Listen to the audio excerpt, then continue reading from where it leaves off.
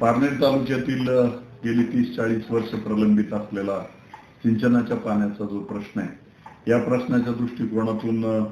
गेली 7-8 वर्ष वेगवेगळ्या एजन्सीच्या माध्यमातून वेगवेगळ्या धरणांना भेटी देऊन आणि वेगवेगळ्या परिसरातल्या नागरिकांशी ग्रामस्थांशी चर्चा करून आपण आजपर्यंत या पठार भागावर आणि लगतच्या भागावर सिंचनाचं पाणी उपलब्ध व्हावं म्हणून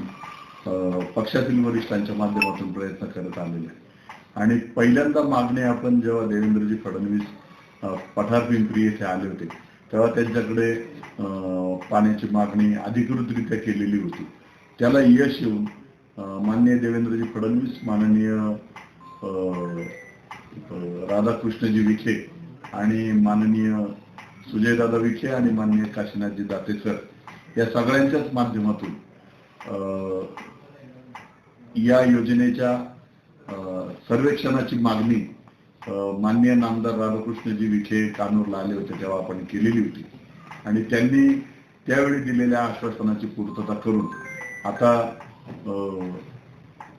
या सर्वेक्षणाच्या दृष्टिकोनातून एक एजन्सी पण नियुक्त झालेली आहे आणि त्याचा वर्क ऑर्डर सुद्धा झालेली आहे आणि या सर्वेक्षणाचा शुभारंभ माननीय सुजयदादा विखे आणि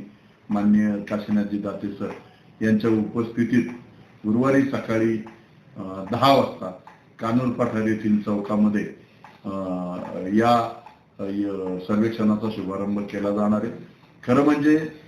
या अगोदर या प्रश्नामध्ये माननीय माजी आमदार कैलासवासी बाबासाहेब तुबे आणि माननीय माजी आमदार कैलासवासी वसंतरावजी गावरे आणि इतरही अनेक दिग्गजांनी खूप प्रयत्न केलेले आहेत। या प्रयत्नांना पोषक असं